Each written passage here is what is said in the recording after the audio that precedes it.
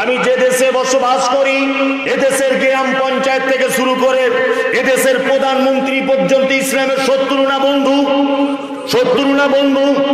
যে দেশের সরকার মুসলিমদের ঐতিহ্যবাহী মসজিদ বাবরি মসজিদকে ভেঙে গুড়িয়ে তছনছ করে দিয়েছে, যে দেশের সরকারি পুলিশ প্রশাসন দাঁড়িয়ে ত্রিপুরার মাটিতে মসজিদ ভেঙে দেওয়া হয়েছে, যে দেশের মাটিতে আসাম বলে একটা রাজ্যের ডিটেনশন ক্যাম্পে অজস্র নারী পুরুষকে ডিটেনশন ক্যাম্পে বন্দী করে দেওয়া হয়েছে, যে দেশের মাটিতে ভিন্ন একটা রাজ্য তার নাম আসাম, আসামের মাটিতে অজস্র মাদ্রাসাকে ব্যান করে দেওয়া হয়েছে, বুলডোজার দিয়ে মাদ্রাসা ভেঙে দেওয়া হয়েছে, যে দেশের মাটিতে মুসলিমদেরকে মিথ্যা মামলায় ফাঁসিয়ে দিয়ে অজস্র যুবকদেরকে ফাঁসির মঞ্চ পর্যন্ত পৌঁছানোর পরিকল্পনা চলছে, যে দেশের মাটিতে কোরআনের বিরুদ্ধে 32 বছর ধরে আজকে মামলা চলছে কলকাতা হাইকোর্টে, যে দেশের মাটিতে নারী পুরুষের আবাদ মেলামেশাকে বৈধ ঘোষণা করার বারবার আপিল করা হচ্ছে কোর্টে, এই রকম দেশের সরকার, এই রকম দেশের প্রধানমন্ত্রী থেকে শুরু করে, এই রকম দেশের রাষ্ট্রপতি থেকে শুরু করে, এই রকম দেশের মাঠে গ্রাম পঞ্চায়েত পর্যন্ত একটা লোককে ইমানদার খুঁজে পাওয়া যায়? যায় না, যায় না। তাহলে এই কঠিন পরিস্থিতিতে আপনি ইসলাম যে শ্রেষ্ঠ এটা আপনি প্রমাণ করবেন কি করে? আমি মুমতাজুল ইসলাম, আমাদের নবী মুহাম্মদ সাল্লাল্লাহু আলাইহি ওয়াসাল্লাম বলেছেন সুদ মারাত্মক বড় পাপ, এত বড় পাপ, 1 দিরহাম যদি কেউ সুদের টাকা খায় তাহলে মায়ের সঙ্গে ব্যভিচার করলে যে পাপ হয় ওই পাপ তার আমলনামাতে লিখে দেওয়া হয়। সুপ্রিয় শ্রোতা মণ্ডলী, ভারতবর্ষের সরকার একটা আইন পাস করেছে, জিরো ব্যালেন্সেরও অ্যাকাউন্ট খুলতে হবে। করেছে কি করেনি? করেছে। তার মানে আপনি ওপেনলি সুদ না খেলেও আপনাকে অতঃপরতভাবে সুদের সঙ্গে জড়িয়ে দেওয়া হচ্ছে। হচ্ছে কি হচ্ছে না? হচ্ছে। তার মানে আপনি সুদ মুক্ত জীবন এখানে চালাতে পারবেন না। আমাদের নবী মুহাম্মদ সাল্লাল্লাহু আলাইহি ওয়াসাল্লাম বলেছেন, তোমরা যখন রাস্তা দিয়ে যাবে ডান দিক দিয়ে চলো। এটা হাদিসে আছে না নেই? আছে। আমরা কোন দিকে চলি? বাম দিকে। আপনি যদি মোস্তানি করে যদি বলেন গাড়ি আমি ডান দিকেই চালাবো, বলুন তো অ্যাক্সিডেন্ট হওয়ার সম্ভাবনা আছে না? অ্যাক্সিডেন্ট হবেই। কোনটা হবেই। যদি অ্যাক্সিডেন্ট হয়ে যায় আপনি ইন্স্যুরেন্স থেকে কোনো ক্লেম পাবেন না, কারণ আপনি রং সাইডে চলেছেন এই কারণে। তার মানে ডান দিকের হাদিস আমাদের দেশে মানানো যাবে? যাবে? যাবে? জোরে বলুন। যাবে না। সুদ ছাড়া বাঁচতে পারবেন? পারবেন না। তাহলে এখানে আপনি ইসলাম প্রতিষ্ঠা করবেন কেমন করে? হ্যাঁ, কোরআনের আইন চালাবেন কেমন করে? এই মুহূর্তে আমি মুমতাজুল ইসলাম আপনাকে একটা পদ্ধতি বলে দিচ্ছি, বাঁচার একটাই রাস্তা, ইসলাম প্রতিষ্ঠার একটাই রাস্তা। রাস্তাটা কি আপনাকে বলে দিই। আপনাদের করমজিতে একটা মাদ্রাসা আছে, মাদ্রাসার হেড মাওলানা আমি মুমতাজুল ইসলাম, ধরে না? তা কমিটির থেকে একটা সেক্রেটারি নির্বাচন করা হয়, হয় কি হয় না? হয়। আমি যদি সেক্রেটারির কথার যদি অবাধ্য হই, আচ্ছা বলুন তো আমার চাকরি থাকবে? থাকবে? থাকবে না। অত সহজ না, রিটার্ন টিকিট কেটে তবে ঢুকতে হবে। সেক্রেটারির কথা শুনবে না, তুমি এখানে চাকরি করবে? টিকবে? টিকবে না। আমি যে দেশের অধীনে, যে দেশের সরকারের অধীনে দেশে বসবাস করি, বলুন তো সরকারের যদি বিরুদ্ধে কথা বলি আমাকে অ্যারেস্ট করা হবে কি হবে না? হবে। তার মানে দেশের সেক্রেটারিকে নরেন্দ্র মোদী, রাজ্য সেক্রেটারিকে না আমাদের দিদিমণি বর্তমানে, আপনাদের এলাকার সেক্রেটারিকে না এলাকার এমএলএ, গ্রামের সেক্রেটারিকে না গ্রামের যে ভোটে জিতে আছে সে, মসজিদের সেক্রেটারিকে না মসজিদের সেক্রেটারি একজন আছে, তাই তো? মানে আপনি যদি কথা অমান্য করেন আপনার পঞ্চায়েতের ঘর পাবেন ইন্দিরা আবাসনে, ঘর আপনার এসেছে কেটে ফটিককে দিয়ে দিবে। কি বলছি বুঝতে পারছেন না? কেটেই ফটিককে দিয়ে দিবে। তার মানে দায়িত্বশীল মানুষদের কথা অমান্য করলে সাকসেসফুল হওয়া যায় না। যায়? যায় না। বলুন তো দেখি, পায়ের নখ থেকে নিয়ে মাথার চুল পর্যন্ত প্রত্যেক অঙ্গ প্রত্যঙ্গের আলাদা আলাদা ডিপার্টমেন্ট আছে না নেই? আছে? আছে। হাত, এই ডিপার্টমেন্ট কি? হাউমাউ করে খাওয়া। চোখ, এই ডিপার্টমেন্ট কি? দেখা, তাই না? কান, ডিপার্টমেন্ট কি? শোনা। পা, ডিপার্টমেন্ট কি? চলাফেরা করা। এই বলুন তো প্রত্যেক এই যে ডিপার্টমেন্ট, এটা ধরে নেন একটা আপনার জীবনের একটা দেশ, টোটাল বডিটা। বলুন এবার এই প্রত্যেক ডিপার্টমেন্টের হেডকে মাথা। এতক্ষণ আপনাকে বলেছি যে ডিপার্টমেন্টের সেক্রেটারি কথা অমান্য করলে চাকরি থাকে না, তাই তো? তাহলে টোটাল বডিটার সেক্রেটারি কে? মাথা। তার মানে সেক্রেটারি যা বলবে সেই অনুযায়ী চলতে হবে কি হবে না? হবে। সুদ এটা হারাম। আপনার সেক্রেটারি বারবার বলছে, এই মমতাজুল ইসলাম বলে গেছে সুদের টাকা হারাম, সুদ খাওয়া যাবে না, বারবার বলছে। ও তবুও সুদটা নিয়ে পকেটে ভরে দিল, শুনলো না। বারবার আপনার পা একটা অন্যায় কাজে যাচ্ছে, সেক্রেটারি বারবার ওকে নক করছে, খুব সাবধান, মমতাজুল ইসলাম বলেছে এখানে যাওয়া যাবে না, হাদিসে আছে, কোরআনে আছে, এখান থেকে তুমি দূরে থাকবে। তাও পা শোনে না। একটা লোক বলুন তো দেখি যে গত 25 তারিখ থেকে আজকে 1 তারিখ পর্যন্ত আমার সেক্রেটারি যা বলেছে আমার অঙ্গ প্রত্যঙ্গ সেইভাবে চালিয়েছি। একটা লোক বলুন। হ্যাঁ হ্যাঁ, আচ্ছা আপনারা চান যে দেশের সরকার নরেন্দ্র মোদী না হয়ে হযরত আবু বকর সিদ্দিকের মতো একটা লোক হোক? কারা কারা চান? হাত তুলুন তো, তুলুন। সবাই চান? মাশাআল্লাহ। মানে ঢং কত, বিশাল ঢং। নিজের বডিটাকে হাদিস কোরআন দিয়ে পরিচালনা করতে পারে না, ও আবার আশা করে আবু বকরের মতো লোক দেশ পরিচালনা করবে। তুমি নরেন্দ্র মোদীকে গাল দিতে যাও কেন? আরে ও তো বেঈমান, ও তো মসজিদ ভাঙবে, এটা স্বাভাবিক, ওর পক্ষে এটা স্বাভাবিক নরমাল ব্যাপার, ও মসজিদ ভেঙে দিতে পারে। তুমি তো 1 সপ্তাহের মধ্যে একটা লোক এখানে বলো যে আমার অঙ্গ প্রত্যঙ্গকে হাদিস এবং কোরআন দিয়ে চালিয়েছে, ও তো মসজিদ ভাঙতে পারে, ওর ঈমান নাই। তুমি তো মসজিদ ভাঙার থেকেও ডবল কাজ করেছো, খারাপ কাজ। 5 ওয়াক্ত মুয়াজ্জিন তোমাকে ডাকছে, তুমি কি একবারও গেলে না? হ্যাঁ, ও শুধু বাবরি মসজিদ ভেঙেছে বলে অপরাধ করে দিয়েছে, আর তোমাকে যে আল্লাহর নবীর ভাষা দিয়ে দিনে 5 বার করে যে ডাকা হচ্ছে, তুমি কবার গেলে হে? হ্যাঁ, খুব সাবধানে থাকুন। এই মুহূর্তে একটাই রাস্তা ইসলাম প্রতিষ্ঠার, নিজের বডিকে দিয়ে করুন। যদি বলছেন বডিকে দিয়ে কেমন করে করব, এর একটা সিস্টেম আছে। আপনি বিডিও অফিসে দাঁড়িয়ে আছেন, বিডিও অফিসে রোদ্দুর, 100 জন লোক লাইন দিয়ে সবাই পানি এনে পান করছে, ডক ডক ডক ডক করে দাঁড়িয়ে পানি পান করছে। আপনি সাথে সাথে বসে গিয়ে পানিটা 3 নিঃশ্বাসে পান করুন। আরেকজন বলবে কি ব্যাপার, সবাই দাঁড়িয়ে পানি পান করছে, তুমি বসে করছো? তখন আপনি বলুন, আরে 3 নিঃশ্বাসে পানি পান করার কথা আমাদের নবী মুহাম্মদ সাল্লাল্লাহু আলাইহি ওয়াসাল্লাম বলেছেন। বলুন তো এই সুন্নতটা জারি করা গেল কি গেল না? গেল। আপনি তো নখ কাটেন, কাটেন না? নখ কেটে নেকি হয়? শুধু একটু স্থান পরিবর্তন করে দেবেন, স্থান। বলুন তো জিলাপি খাওয়া জায়েজ না না জায়েজ? অনেকজন বলছেন, আমার ভয় করছে। এই জিলাপি খাওয়া জায়েজ না না জায়েজ? জায়েজ, তাই তো? ওই জিলাপিটা যদি আপনি ঘুরিয়ে কোনো মাজারে মানত করে দেন, বলুন তো জিলাপিটা খাওয়া জায়েজ না না জায়েজ? না জায়েজ। ফেরাউন খারাপ লোক না বদমাশ লোক? খারাপ লোক না ভালো লোক? খারাপ। আচ্ছা, ওর নাম বললে নেকি হয় না গোনা হয়? গোনা হয়, তাই তো? কিন্তু কোরআনে ওর নাম আছে না নেই? কেউ যদি বলে ওর নাম, তাহলে প্রত্যেক অক্ষরে 10টা করে নেকি হবে কি হবে না? হবে। আবু লাহাব ভালো লোক না খারাপ লোক? খারাপ লোক, তাই না? কিন্তু ওর নামে একটা সূরা আছে, তাব্বাত ইয়াদা আবি লাহাবিন। লাহাব নামটা আছে না নাই? 3টে অক্ষর, লাম হা বা লাহাব। 30টা নেকি পাবেন কি পাবেন না? পাবেন। তার মানে শুধু স্থান পরিবর্তন করে দিলে নেকি হয়, স্থান পরিবর্তন করে দিলে গোনা হয়, তাই তো? প্রত্যেকদিন আপনি নখ কাটেন, নেকি নেই, নেকি নেই। ওই নখটা শুক্রবারের দিন কাটুন। কি বলছি বুঝতে পারছেন না? আর যদি মনে মনে কাটেন যে আল্লাহর নবী শুক্রবারে নখ কাটতেন, অবশ্যই আপনি সুন্নত জারি হলো এবং সুন্নতের নেকি পেলেন। কি বললাম বুঝলেন না? আপনি সাদা জামা বেশি করে ব্যবহার করুন, সাদা জামা। যদি বলছেন অন্য কালার পরা যাবে না, যাবে। সাদা কালার বেশি করে পড়ুন। এই কারণে আপনার মনে যদি এটা উদ্দেশ্য হয় যে আল্লাহর নবী সাদা জিনিসকে পছন্দ করতেন, এই জন্য আমি সাদা কাপড়টা পরেছি, আপনি ওই কাপড় পরার কারণে নেকি পাবেন। নবী পড়তেন বলে যদি আপনি পড়েন, নেকি পাবেন। তাহলে এখন আমরা এই ছোটখাটো সুন্নতগুলো, ছোটখাটো কোরআনের বিষয়গুলো, এগুলো প্রতিষ্ঠা করা সম্ভব কি সম্ভব নয়? সম্ভব।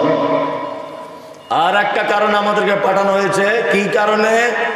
লিয়াবলুয়াকুম আইয়ুকুম আহসানু আমালা, তোমাদের মধ্যে থেকে ভালো আমল কে করেছে এটা জিজ্ঞাসা করার জন্য। তার মানে পৃথিবীতে একটা পরীক্ষার হল, পরীক্ষার হল নয়, এটা কি পরীক্ষার হল। এখানে যেমন পরীক্ষা দেবে ওখানে তেমন ফল পাবে, এখানে যেমন পরীক্ষা হবে ওখানে তেমন ফল পাবে। আমি জান্নাতে যারা যাবার ইচ্ছা আছে, সবার ইচ্ছা আছে ইনশাল্লাহ, ইনশাল্লাহ, ইনশাল্লাহ। এবার আমি একটা দুটো কথা বলে দিচ্ছি। আজকে আমি বলবো মোমেনের পরিচয় কি এটা। তার আগে কোরআনের কিছু শব্দ এসেছে, এগুলো একটু ব্যাখ্যা করে দিই, তাহলে বুঝতে সুবিধা হবে। এক, আচ্ছা বলুন তো দেখি, কোরআনের শব্দ এসেছে না কাফিরুন, আছে কি নেই? আছে। কোরআনের শব্দ এসেছে না মুশরিকুন, আছে না নেই? আছে। কোরআনের শব্দ আছে না মুনাফিকুন, আছে না নেই? আছে। মুত্তাকুন, আছে, আছে। এই আর একটা শব্দ আছে মুমিনুন, এটাও আছে না? এইটার আমি ব্যাখ্যা করব, আর এইগুলোর একটু একটু বাংলাটা বলে দিই, তাহলে বুঝতে সুবিধা হবে, ঠিক আছে? একটা দুটো করে বলি। মুনাফিকুন, আচ্ছা মুনাফিক মানে জানা আছে? গোদা বাংলায় বুঝেন? গোদা বাংলা, এই গোদা বাংলায় বলছি, বুঝে নেন। এক, মুনাফিক হলো তারা যাদের মুখে মিষ্টি অন্তরে বিষ, হচ্ছে মুনাফিক। আসসালামু আলাইকুম। সত্যি আপনার মতো ইমাম সাহেব হয় না আমাদের মসজিদে, যত ইমাম সাহেব এসেছে আপনার মতো পরেশগার লোক দেখিনি। সকালবেলা বলে গেল, আর চায়ের দোকানে গিয়ে বলছে এ শালা ইমাম সাহেব সব ভালো, কামাই একটু বেশি করে, মালকে তাড়াতে হবে। ওই লোকটাই বলছে, মানে পাক্কা মুনাফিকে। কি বলছি বুঝতে পারছেন না? পাক্কা মুনাফিকে, মানে সামনে সালাম আলাইকুম আর পিছনে বিষ।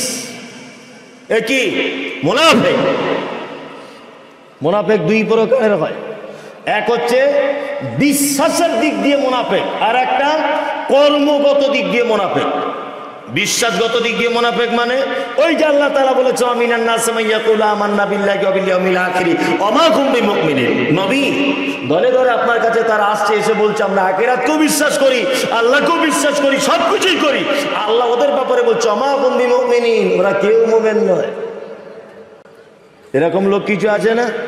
হ্যাঁ, আমি তো ইমাম সাহেব ভাইদেরকে বারবার বলি যে তোমার চাকরির 12টা যদি কেউ বাজায়, অন্য কেউ বাজাবে না। যার মোটর সাইকেলের পিছনে বসে তুমি ঘোরো, আর যে তোমার সাথে মসজিদে বসে বেশি বেশি ভাত খায় আর গল্প করে, আর তোমার বিছানায় শোয়, এই তোমার চাকরির 12টা বাজাবে, এই তোমার চাকরিটা 12টা বাজাবে। খুব সাবধান। ওই যে তুমি মিষ্টি মিষ্টি করে তোমার সব গোপন কথা ওকে বলছো, দুদিন কামাই করে দেখো তোমার কথা গায়ে গায়ে বলে বলে বেড়াবে। অবশ্য আপনাদের করমজিৎ এরকম লোক নেই, আমাদেরও দিকে আছে। মাথা খারাপ, আমি বললে মার খাবো, অত বোকা লোক আমি। করমজিৎ এরকম লোক নেই, আমাদেরও দিকে আছে। এ হচ্ছে কি মুনাফিক। আচ্ছা বলুন, সারা পৃথিবীর সব থেকে বড় পাপ, পাপের নাম কি? শিরক। নাম্বার 2, অন্যায়ভাবে কোন মুসলিমকে হত্যা করা। 3 নম্বর পিতা মাতার সঙ্গে অসৎ ব্যবহার করা। 4 নম্বরে সুদের টাকা খাওয়া। 5 নম্বরে মিথ্যা কসম করা, মিথ্যা সাক্ষ্য দেওয়া। এগুলো হচ্ছে পাপের সিরিয়ালে বড় বড় পাপ, তাই তো? হ্যাঁ। আল্লাহ নবী সাল্লাল্লাহু আলাইহি ওয়াসাল্লাম একটা পাপের ব্যাপারেও বললেন না, আল্লাহ তাআলা বললেন না যে একটা লোক যদি শিরক করেই যদি দেয় এই লোকটা জাহান্নাম চলে যাবে, এ কথা নয়। ও যদি না জেনে শিরক করেই ফেলে তাহলে তার জন্য ক্ষমার দরজা খোলা, ও ক্ষমা চাইলে তার ক্ষমা হয়ে যাবে। কোন লোক যদি তার পিতামাতার সঙ্গে অসৎ ব্যবহার করে, সে যদি তার পিতামাতার কাছে ক্ষমা চেয়ে নেয়, অবশ্যই তার পাপকে ক্ষমা করে দেওয়া হবে। একটা লোক যদি সুদের টাকা খায়, সেই লোকটা যদি আল্লাহর দরবারে ক্ষমা চায়, ক্ষমা হবে কি হবে না? হবেই, পাপ ক্ষমা হয়ে যাবে। কিন্তু আল্লাহ তাআলা বলছেন ইন্নাল মুনাফিকিনা ফিদ দারকিল আসফালি মিনান নার। মুনাফিকরা এত ভয়ঙ্কর, মুনাফিকরা এত বদমায়েশ যে এদেরকে জাহান্নামের একেবারে নিম্ন স্তরে রাখবো। শিরক করলে জাহান্নামের নিম্ন স্তরে থাকবে না, অথচ মুনাফিক যে একদম জাহান্নামের শেষ জায়গাতে থাকবে। ইসলামে মুনাফিকরা যা ক্ষতি করেছে মুশরিক অন্য কেউ কারো এত ক্ষতি করেনি। আচ্ছা, এবার আপনাদেরকে বলি, মুনাফিক দেখতে পাওয়া যায় কোথায়? শর্টকাটে বলছি, কোথায় দেখতে পাওয়া যায়? সিনেমা হলে যাবেন, সবাই দেখবেন পায়ের উপরে পা তুলে দিয়ে সিনেমা দেখছে। 20 কোস দূর से अगर कोई बच्ची रोते माँ कहती है कि बच्चे सो जा, गब्बर सिंह आ जाएगा। আসসালামু আলাইকুম। সত্যি আপনার মতো ইমাম সাহেব হয় না। আমাদের মসজিদে যত ইমাম সাহেব এসেছে আপনার মতো পরেশগার লোক দেখিনি। সকালবেলা বলে গেল, আর চায়ের দোকানে গিয়ে বলছে, এ শালা ইমাম সাহেব সব ভালো, কামাই একটু বেশি করে, মালকে তাড়াতে হবে। ওই লোকটাই বলছে, মানে পাক্কা মুনাফেকে। কি বলছি বুঝতে পারছেন না? পাক্কা মুনাফেকে, মানে সামনে সালাম আলাইকুম আর পিছনে 20। এ কি মুনাফেক? মুনাফেক দুই প্রকারের হয়, এক হচ্ছে বিশ্বাসের দিক দিয়ে মুনাফেক, আর একটা কর্মগত দিক দিয়ে মুনাফেক। বিশ্বাসগত দিক দিয়ে মুনাফিক মানে ওই যে আল্লাহ তাআলা বলেছে, আমিনান নাস মাইয়াকুলু আমান্না বিল্লাহি ওয়া বিল ইয়াউমিল আখির ওয়া মা হুম বিমুমিনিন। নবী দলে দলে আপনার কাছে তারা আসছে, এসে বলছে আমরা আখিরাতকেও বিশ্বাস করি, আল্লাহকেও বিশ্বাস করি, সবকিছুই করি। আল্লাহ ওদের ব্যাপারে বলছে ওয়া মা হুম বিমুমিনিন, ওরা কেউ মুমিন নয়। এরকম লোক কিছু আছে না? হ্যাঁ, আমি তো ইমাম সাহেব ভাইদেরকে বারবার বলি যে তোমার চাকরির 12টা যদি কেউ বাজায়, অন্য কেউ বাজাবে না। যার মোটর সাইকেলের পিছনে বসে তুমি ঘোরো, আর যে তোমার সাথে মসজিদে বসে বেশি বেশি ভাত খায় আর গল্প করে, আর তোমার বিছানায় শোয়, এই তোমার চাকরির 12টা বাজাবে। এই তোমার চাকরিটা 12টা বাজাবে। খুব সাবধান। ওই যে তুমি মিষ্টি মিষ্টি করে তোমার সব গোপন কথা ওকে বলছো, দুদিন কামাই করে দেখো তোমার কথা গায়ে গায়ে বলে বলে বেড়াবে। অবশ্য আপনাদের করমজিতে এরকম লোক নেই, আমাদের ওদিকে আছে। মাথা খারাপ, আমি বললে মার খাবো, অত বোকা লোক আমি। করমজিতে এরকম লোক নেই, আমাদের ওদিকে আছে। এ হচ্ছে কি মুনাফিক। আচ্ছা বলুন, সারা পৃথিবীর সব থেকে বড় পাপ, পাপের নাম কি? শিরক। নাম্বার 2, অন্যায়ভাবে কোন মুসলিমকে হত্যা করা। 3 নম্বর, পিতা মাতার সঙ্গে অসৎ ব্যবহার করা। 4 নম্বরে সুদের টাকা খাওয়া। 5 নম্বরে মিথ্যা কসম করা, মিথ্যা সাক্ষ্য দেওয়া। এগুলো হচ্ছে পাপের সিরিয়ালে বড় বড় পাপ, তাই তো? হ্যাঁ, আল্লাহ নবী সাল্লাল্লাহু আলাইহি ওয়াসাল্লাম একটা পাপের ব্যাপারেও বললেন না, আল্লাহ তাআলা বললেন না যে একটা লোক যদি শিরক করেই যদি দেয় এ লোকটা জাহান্নাম চলে যাবে, এ কথা নয়। ও যদি না জেনে শিরক করেই ফেলে তাহলে তার জন্য ক্ষমার দরজা খোলা, ও ক্ষমা চাইলে তার ক্ষমা হয়ে যাবে। কোন লোক যদি তার পিতা মাতার সঙ্গে অসৎ ব্যবহার করে, সে যদি তার পিতা মাতার কাছে ক্ষমা চেয়ে নেয়, অবশ্যই তার পাপকে ক্ষমা করে দেওয়া হবে। একটা লোক যদি সুদের টাকা খায়, সেই লোকটা যদি আল্লাহর দরবারে ক্ষমা চায়, ক্ষমা হবে কি হবে না? হবেই, পাপ ক্ষমা হয়ে যাবে। কিন্তু আল্লাহ তাআলা বলছেন, ইন্নাল মুনাফিকিনা ফিদ দারকিল আসফালি মিনান নার। মুনাফিকরা এত ভয়ঙ্কর, মুনাফিকরা এত বদমাইশ যে এদেরকে জাহান্নামের একেবারে নিম্ন স্তরে রাখবো। শিরক করলে জাহান্নামের নিম্ন স্তরে থাকবে না, অথচ মুনাফিক যে একদম জাহান্নামের শেষ জায়গাতে থাকবে। ইসলামে মুনাফিকরা যা ক্ষতি করেছে, মুশরিক অন্য কেউ কারো এত ক্ষতি করেনি। আচ্ছা, এবার আপনাদেরকে বলি, মুনাফিক দেখতে পাওয়া যায় কোথায়? শর্টকাটে বলছি, কোথায় দেখতে পাওয়া যায়? সিনেমা হলে যাবেন, সবাই দেখবেন পায়ের উপরে পা তুলে দিয়ে সিনেমা দেখছে। 20 কোস দূর से अगर कोई बच्ची रोते माँ कहती है कि बच्चे सो जा, गब्बर सिंह आ जाएगा। সবাই সিনেমা দেখছে। এটা কি সিনেমার ডায়লগ বলেন দেখি? চলে ভালো মনে আছে তো? 20 कोस दूर से अगर कोई बच्ची रोते माँ कहती है कि बच्चे सो जा, गब्बर सिंह आ जाएगा। সবাই সিনেমা হলে সিনেমা দেখছে। ওখানে মুনাফিক দেখতে পাবেন না। মেলায় যান, মুনাফিক নাই, একটা মুনাফিক খুঁজে পাবেন না। সবাই দেখবেন শালা শালিকে নিয়ে ব্যস্ত, ওখানে কোনো মুনাফিক নেই। এখন মুনাফিক যত বেশি, সব দেখবেন মসজিদে বসে আছে। কথাটা একটু তিতো লাগলো, আপনি একদম উচিত কথা বললাম কিনা দেখুন। নামাজ পড়ার পরে পরই ওই লোকটার বদনাম করছে, বসে বসে করছে। কি করছে না? হ্যাঁ, নামাজ পড়া শেষ, ইমাম সাহেবের পিছনে কথা বলছে। নামাজ পড়া শেষ, ইমাম সাহেবের কাছে একরকম, আবার ওই পাড়ার ইমামের কাছে গিয়ে আর একরকম। এরকম লোক আছে আপনাদের এলাকায়? আছে, প্রচুর আছে। এদের থেকে দূরে থাকবেন, এদের থেকে দূরে থাকবেন। আমি মমতাজুল ইসলাম, আমি আহমদ সাহেবের বদনাম করছি, এনার বদনাম করছি বাবজি। তা আপনার সঙ্গে লোকটা শত্রু, আপনি খুব বগল বাজাচ্ছেন, বাহ মমতাজুল তো বেশ ভালো, আমার শত্রু বদনাম করছে। আপনি হলেন এক নম্বরের রহস্য মানুষ, এক নম্বরের গরু। ওকে আপনি কেন ধন্যবাদ জানালেন? আপনি জানেন না ও যদি আহমদের বদনাম আমার কাছে করতে পারে, তাহলে আমারও বদনাম একদিন ওর কাছে করবে। কি বলছি বুঝতে পারছেন না? এই পাক্কা মুনাফিক। নাম্বার 2, কোরআনের শব্দ এসেছে না মুশরিকুন, আছে না নেই? এবার আপনাদেরকে বলছি, আচ্ছা বলুন তো, হিন্দুরা মুশরিক কি মুশরিক নয়? হিন্দুরা মুশরিক নয়, একদম নয়। যে বলেছে ভুল বলেছে। হিন্দুরা মুশরিক নয়। হিন্দুরা কি? এরা হচ্ছে সাবেঈ। সাবেঈ হলো তারা যারা বহু ঈশ্বরকে, বহু দেবদেবীকে বিশ্বাস করে এবং এক একজনের এক এক রকমের ক্ষমতা আছে এইটাও বিশ্বাস করে, আল্লাহ আছে এটাও বিশ্বাস করে। এরা কি? সাবেঈ। হিন্দু ভাইদের দেখবেন এক এক ঠাকুরের এক এক রকমের পাওয়ার। যারা লোহা লাকড়ির কাজ করে এরা দেখবেন সব বিশ্বকর্মার পূজা করে, করে না? তার মানে ওদের দাবি যে বিশ্বকর্মার ডিপার্টমেন্টটা এই ঠাকুরকে দেওয়া হয়েছে। আছে না নেই? এরকম আকীদা আছে না নেই? আছে। নাম্বার 2, এটা হিন্দু ভাইকে জিজ্ঞাসা করবেন, ভাই এটা কি করে হলো? বলছে উপরওয়ালা দিয়েছে তাই হয়েছে। বলে কি বলে না? তার মানে ও উপরওয়ালা আছে এটাও বিশ্বাস করে, তাই তো? ও কিন্তু মুশরিক নয়। মুশরিক কারা? এই দেখুন, এবার আপনাকে মজার জায়গায় আনছি।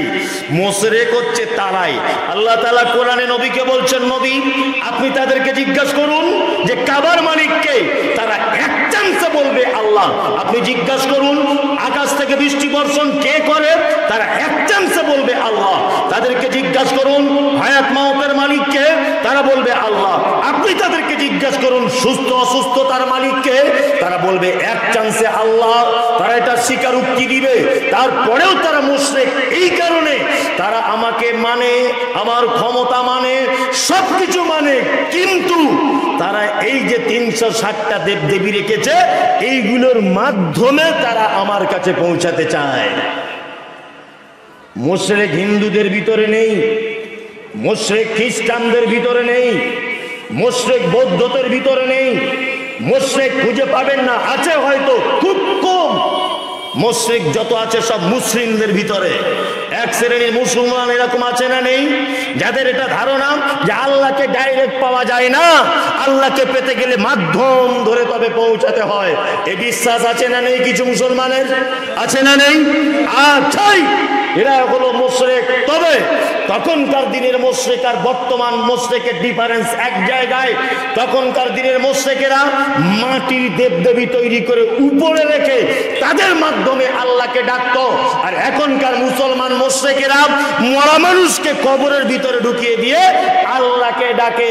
আবার বলে ও বেঁচে থেকে যত পাওয়ার ছিল মরে গিয়ে তার থেকে পাওয়ার বেশি বেড়ে গেছে। বলছে কি বলছে না? হ্যাঁ বলছে আমাদের পীর সাহেব বেঁচে থাকা অবস্থায় যত পাওয়ার ছিল মরে গিয়ে ওর পাওয়ার আরো বেশি হয়েছে। কি আশ্চর্য মলম, ভাবতেও অবাক লাগে। আল্লাহু আকবার। এমন করে ব্যাখ্যা করছে আল্লাহর ওলি। বলছে বন্ধুরে আমার, আল্লাহর ওলি হতে গেলে 30 বছর জঙ্গলে বসবাস করতে হয়, বড় বড় গোঁফ রাখতে হয়, আর 10-12টা তসবিহ পড়তে হয়, লাল পাগড়ি মাথায় বেঁধে ঘুরতে হয়। তাছাড়া আল্লাহর ওলি হওয়া এত সহজ কথা নয়। ওলির ব্যাখ্যা দিচ্ছে, বলে না যে সাংঘাতিক জাতা বড় ওলি। ওলি এত বড় যে হাসে না কাঁদে বোঝা যায় না, বড় বড় গোঁফ, আর গোটা গায়ে তার মাদুলিতে ভর্তি। এরা কি বড় ওলি? আচ্ছা বলুন তো দেখি, পৃথিবীর সব থেকে বড় ওলি তার নাম কি? নবীর কথা বাদ, সাহাবীদের ভিতরে হযরত আবু বকর সিদ্দিক রাদিয়াল্লাহু তাআলা আনহু, হযরত ওমর, হযরত উসমান, হযরত আলী, আব্দুল্লাহ ইবনে মাসউদ, আবু যার গিফারি, আবু হুরায়রা, এই সমস্ত সাহাবায়ে কেরামরা বড় বড় ওলি কি ওলি নয়? ওলি মানে বন্ধু। আল্লাহর বন্ধু কি বন্ধু নয়? আল্লাহ পবিত্র আল কোরআনে বলেছেন আনআমাল্লাহু বিন ওয়াস সিদ্দিকিন ওয়াস শুহাদাই ওয়াস সালিহিন। পৃথিবীতে চার কোয়ালিটির মানুষ তারা পুরস্কারিত পেয়েছে। পুরস্কার পেয়েছে পৃথিবীতে কয় কোয়ালিটির লোক? চার কোয়ালিটির লোক। এক হচ্ছে নবীগণ, দুই হচ্ছেন সিদ্দিক, হলো তারা সেই সমস্ত সাহাবায়ে কেরামগণ। সিদ্দিক থেকে নিসবাত করছে সাহাবায়ে কেরামদের দিকে। শহীদগণ আর কারা? সালিহিন, সৎ কর্মপরায়ণশীল। এই চার কোয়ালিটির লোক পৃথিবীতে পুরস্কার পেয়েছে কি পায়নি? পেয়ে গেছে, সুসংবাদ পেয়ে গেছে জান্নাতের। এরা হযরত আবু বকর কোনো 10-12 বছর জঙ্গলে ছিল, বউ ছেলে ছেড়ে, এরকম কোনো রিপোর্ট আছে? ওমর, আলী, উসমান যে বড় বড় গোপ ছিল আর জীবনে কোনোদিন গোসল করতো না, গায়ের গন্ধতে ঘুম হতো না, ও বড় ওলি? বাংলাদেশে একটা বাবা পাওয়া গেছে, ন্যাংটো বাবা, 24 ঘন্টা আন্ডার প্যান্ট খুলে বসে আছে। ওরও শুনছি বলছে 6.5 লাখ ভক্ত। মনে মনে বলছি ওরে সমাজে আর মানুষ আছে না, সব গরুতে পরিণত হয়েছে। হ্যাঁ, ন্যাংটা বাবা, তারও বলছে 6.5 লক্ষ মুরিদ। বলছে ও নাকি আল্লাহর কাছে পৌঁছে দেয়। সোশ্যাল মিডিয়াতে মমতাজুল ইসলাম মানেই বিতর্কিত লোক, এটা আপনারা দেখছেন, এখন দেখছেন না? দেখছেন না? একটা জায়গা শুধু আমি বিতর্কিত, আমি শুধুমাত্র বলেছি যে আল্লাহর কাছে পৌঁছাতে গেলে কারুর ধরা লাগবে না। তখন আমার বিরুদ্ধে বক্তব্য রাখা হচ্ছে, বেজম্মা, তোর জন্মের ঠিক নাই, তোর এই নাই, এই বিয়াদব, গাছে এমনি উঠতে হয়, ডাল ধরে গাছে উঠতে হয়।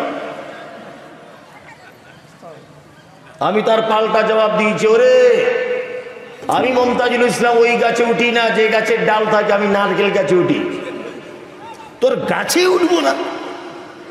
কি বলছি বুঝতে পারছেন না? এদের জবাব কেমন ভাবে দিতে হবে আমার সাথে আপনার শুনে রাখুন, এগুলো দিবেন। একটা ছেলে রাতে স্বপ্ন দেখেছে, স্বপ্নটা শুনুন, লুঙ্গি যারা পড়ে আছেন সাবধানে বসুন। রাতে স্বপ্ন দেখেছে একটা ছেলে, তার স্বপ্নের ব্যাখ্যা করতে পীর সাহেবের কাছে গেছে, গিয়ে বলছে পীর সাহেব আমি একটা স্বপ্ন দেখলাম। তা বলছে কি স্বপ্ন? যে হুজুর আপনার হাতে আছে মধু আর আমার হাতে আছে পাতলা পায়খানা, এর ব্যাখ্যাটা কি হবে? পীর সাহেব তখন বলছে দেখছো, এইটাই তো পীর আর সাধারণ লোকের ডিফারেন্স। আমার হাতে মধু, তোমার হাতে পায়খানা, দেখলে তো কেমন কিরামতি। তখন ছেলেটা বলছে পীর সাহেব আমার স্বপ্ন এখনো শেষ হয়নি, শেষ হয়নি। তো বলছে কি? তো বলছে আমি তারপরে দেখছি যে আপনি আমার হাতটা চেটে খাচ্ছেন আর আমি আপনার হাতটা চাটছি। পীর সাহেব তখন বলছে ব্যাখ্যাটা 2 বছর পরে দিবি। কি অবস্থা, মানে টোটালটাই এদের চিটিংবাজি। বুঝতে পারছেন? টোটালটাই চিটিংবাজি। একটা পীর সাহেবের বড় ভক্ত ছিল, খাদেম, প্রায় 25 বছর খাদেমগিরি করছে পীর সাহেবের। তা খাদেমের সঙ্গে একদিন ঝগড়া হয়েছে, তা খাদেমকা মেরে তাড়িয়ে দিচ্ছে পীর সাহেব, বের কি আমার বাড়ি থেকে হাট। তা পীর সাহেবের মনে একটু দয়া হলো যে লোকটা 25-30 বছর ছিল, এমনিতে চলে যাচ্ছে, তাহলে কিছু একটা রুজি রুটির ব্যবস্থা করে দিই। পীর সাহেব তখন বলছে ওই ফটিকে শোন, এই যে আমার বাড়িতে গাধাটা আছে, এই গাধাটা নিয়ে যা, তুই কী করে খাবি বুড়ো বয়সে, এই গাধা করে মাল ববি আর খাবি, যা, কিছু ইনকাম হবে। তাই তো পীরের কাছে থেকে তো কিছু শিখেছে। আর 2 বছরের পীরে আর কি গাধায় ভাড়া খেটে খাচ্ছে। একদিনের গাধাটা মরে গেছে, তো ও তখন মনে মনে ভাবছে যে গাধাটা রাতারাতি কবর দিয়ে যদি একটা চাদর চাড়িয়ে দিই আর নাম দিয়ে দিব আজগবি বাবা, বুঝলেন না? রাতের বেলা মোটামুটি দিয়ে দিয়েছে, দিয়ে বড় করে আজগবি বাবা। পীর সাহেবের নাম কি? বলছে গাধা শাহ রহমতুল্লাহ আলাইহি। লোক বুঝতে পারছে না, সবাই দেখছে বাবা, সকালবেলা দেখলাম ভালো, রাতের বেলা আবার পীর হয়ে গেল, কি ব্যাপার? দে 10 টাকা 20 টাকা দে, সবাই টাকা দিচ্ছে। এখন মেন পীরের কিছু কাস্টমার কেটে গেছে, কাস্টমার একদম কেটে গেছে। এখন এই নকল পীরের চামচার কাছে দেখা করতে এসে বলছে আরে ভালোই তো ব্যবসা করছিস, তা এর ভিতরে কে? তা বলছে হুজুর কাউকে বলবেন না, আপনি সে একটা গাধা দিয়েছিলেন, এই গাধাটা কি করবে, রুজি রুটির ব্যাপার, কবর দিয়ে দিয়েছি, দিয়ে চাদর চড়িয়ে দিয়েছি। পীর সাহেব তখন বলছে তাহলে মেন ঘটনা শোন, যে গাধার বাচ্চাটা তুই আজকে মরে গিয়ে কবর দিয়েছিস, এর মায়ের কবর আমার বাড়িতে। এর যে মা ছিল, এর মাজারটা আমার বাড়িতে, এখন কোটি কোটি টাকা কামাচ্ছি আর খাচ্ছি। সম্পূর্ণ চিটিংবাজি। চিটিংবাজি কি চিটিংবাজি নয়? আচ্ছা বলুন তো, আল্লাহকে ডাইরেক্ট পাওয়া যায় কি যায় না? যায়, যায়। আচ্ছা মানুষ লোভ ধরে কখন? কখন? দুটো কারণে মানুষ লোভ ধরে। এই যে আমার ভাই ও মা সহকারী শিক্ষক যাবে, ও ধরে নেন এই এলাকার একটা মন্ত্রী, ধরে নেন মন্ত্রী। তা আমি যদি ওর সঙ্গে দেখা করতে যাই, তো ওর গেটম্যান আমায় কি বলবে, বাড়ি কোথায়? বাড়ি উত্তর 24 পরগনা। কি ব্যাপার না, আমি মন্ত্রীর সঙ্গে একটু দেখা করবো। তা গেটম্যান কি বলবে, ওখান থেকে। তোমাকে মন্ত্রী চেনে না? চেনে না। তাহলে এলে কেন? বলছে একটু দেখা করব। তার মানে অপরিচিত হলে দেখা করা যায় না? যায়, যায় না। আমি আবার এই মৌলানাকে ধরে নিয়ে গেলাম যে আপনার সঙ্গে মন্ত্রী ভালো খাতির, চলুন একটু যাই। যদি এই লোকটাকে ধরে নিয়ে যাই, তাহলে এবার দেখা করতে পাবো কি পাবো না? পাবো। তার মানে অপরিচিত হলে লোক ধরে যেতে হয়, তাই না? অপরিচিত হলে লোক ধরে যেতে হয়। বলুন তো, করমজিতে আপনার নাম আব্দুল্লাহ, করমজিতে আপনার বাড়ি, এটা আমার আল্লাহ জানে কি জানে না? জানে কি জানে না? জানেই। আল্লাহ যখন এটা জানে ওর বাড়ি করমজি, ও ডাকলে আমি শুনি, ওর রুজি আমি দিই, ওর অক্সিজেন আমি দিই, সবকিছুই আমি ওরকে পরিচালনা করি, টোটালটাই আমি দিই। আচ্ছা বলুন তো দেখি, আল্লাহর সঙ্গে ওর বান্দার পরিচয় আছে না নাই? তা ওর সঙ্গে যখন আগে থেকেই পরিচয় আছে, তাহলে মাঝখানে দালাল ধরার কি দরকার? কোনো দরকার আছে? নাই। দালাল তখনই ধরতে হয় যখন অপরিচিত হয় মানুষ, তখন দালাল ধরতে হয়, তাই না? এবার বলুন তো, বাড়িতে সব থেকে বাচ্চাকে মারে কে? মা না বাপ? মা। তাই বলে কি আমরা মাকে বলি ওই মা খুব বদমাশ, এটা বলি? বলি না। কারণ আপনার বাচ্চাকে মেরেছে তার মা সকাল 10টায়, বাচ্চাটা কাঁদতে কাঁদতে দুপুর 2টোর সময় দাদিকে এসে বলছে, দাদি তোকে একটা কথা বলবো। বলছি কি বল না? বলছে একটু দুধ দে না, খাবো। তুই মা কি বল? বলছি না, খুব বদমাশ, মারবে। আচ্ছা বাচ্চা যদি রাগ করে তার দাদির কাছে চলে যায় দুধ চাইতে, বলুন তো দেখি, মা যদি অরিজিনাল মা হয়, তাহলে সে কষ্ট পাবে কি পাবে না? পাবেই। আল্লাহ বলছে, মাঝে সাঝে তোদেরকে জ্বর দিই, মাঝে সাঝে রুজিতে অভাব দিয়ে দিই, মাঝে সাঝে তোদের খাদ্যর অনাটান দিয়ে দিই, মাঝে সাঝে মারাত্মক রোগে তোমাকে আক্রান্ত করে দিই। তুমি কেন ডাইরেক্ট আমার কাছে আসতে পারছো না? তুমি কেন ভায়া হয়ে আসছো বলো?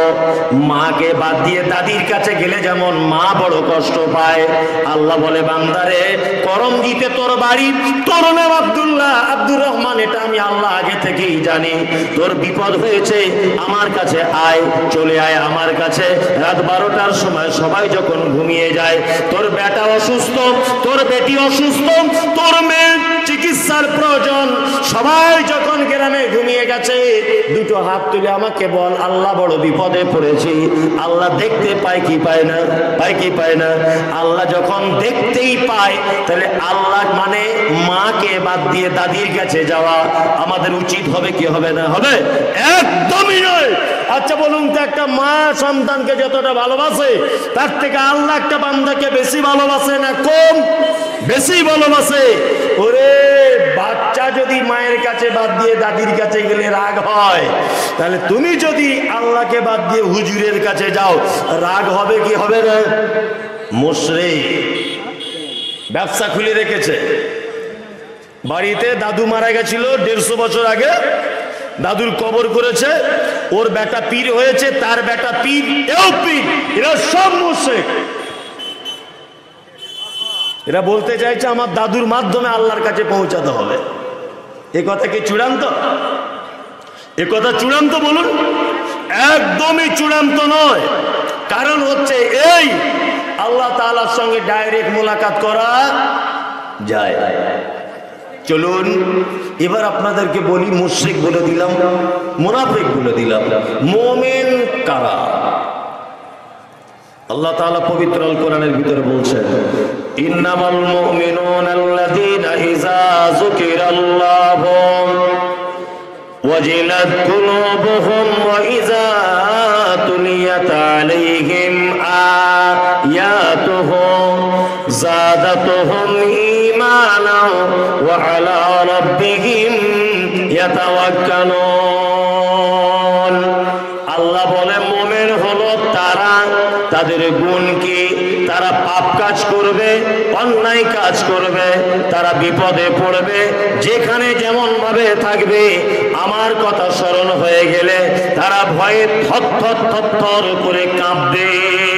এটা হচ্ছে মুমিনের 1 নম্বরের গুণ। কটা গুণ মুমিনের? 1 নম্বরের গুণ কি? পাপ করবে, পাপ করার পরে পরই আল্লাহর ভয়ে কি করবে? থরথর থরথর করে কাঁপবে। আপনার এরকম ভয় হয়? সারা রাত ভিডিও কলে কথা বলেছে, সারা রাত ওদিকে আচারে এদিকে আছে, সারা রাত ভিডিও কলে কথা বলেছে। তো সকালবেলাতে উঠে বলছো সাইফুল জানিস কালকে ভিডিও কলে সারা রাত ঘুমাতে পারিনি, কথা বলেই গেছে। সকালবেলা তোমার চায়ের দোকানে বলছে কি বলছে না? আবার অনেক অসভ্য পুরুষ মানুষকে দেখছি নিজের বউয়ের সাথে কি করছে না করছে, শাড়ি পরছে বউ, ব্লাউজ পরছে বউ। আমাদের মুসলিম সমাজেও দেখতে পাচ্ছি, তবুও আমাদের ইন্ডিয়াতে কম, বাংলাদেশে বেশি। সেগুলো দেখছি আবার সোশ্যাল মিডিয়াতে ছাড়ছে না। আর আমাদের লোকাল পশ্চিম বাংলার কিছু গরুকে দেখতে পাচ্ছি বউয়ের সঙ্গে কোথায় বেড়াতে গেছে, ভিডিও কল করছে, ফেসবুকে ছবি ছেড়ে দিচ্ছে নিজের বউয়ের ছবি, আর কমেন্ট করছে সাংঘাতিক মাল। তো আপনি হাসছেন কেন দাঁত বার করে? কমেন্টগুলো দেখছি, কেউ লিখছে সাংঘাতিক মাল। তো তা তোমার বইয়ের ব্যাপারে একটা লোক যদি এরকম কমেন্ট করে, তুমি কেমন পুরুষ মানুষ যে তোমার লজ্জা শরম নাই? এগুলো ঘটছে কি করছে না? পাপ কাজও করছে, আবার মানুষের সামনে জনসমক্ষে পাপ কাজগুলো নিয়ে চলে আসছে। অথচ আল্লাহ তাআলা বলছেন মুমিন তো তারাই যারা অপরাধ করবে, অবশ্যই অপরাধ হবে, অপরাধ করার সাথে সাথে তারা আল্লাহর ভয়ে ভীত হয়ে থরথর থরথর থরথর করে কাঁপবে। এটা হচ্ছে মুমিনের 1 নম্বরের গুণ। আপনাদেরকে একটা মেয়ের ঘটনা বলি। একজন মহিলা, গামেদি গোত্রের মহিলা, একজন, আল্লাহু আকবার, কোথাকার মহিলা? গামেদি গোত্রের মহিলা। আল্লাহর নবীর কাছে এসে বলছেন, আল্লাহর নবী আপনি একটু আমাকে পবিত্র করে দিন তো। আল্লাহ রসুল বলছেন কারণ? বলছে আমি ব্যভিচার করে ফেলেছি। আল্লাহ রসুল বলছেন ব্যভিচারের সাজা তুমি কি জানো? বলছে আল্লাহ রসুল জানি।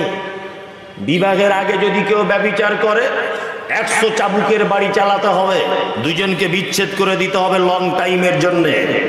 বিবাহের পরে যদি কেউ ব্যভিচারে লিপ্ত হয় তাহলে কোমর পর্যন্ত পুঁতে দিয়ে তাকে পাথর আর ইট মেরে মেরে দিতে হবে।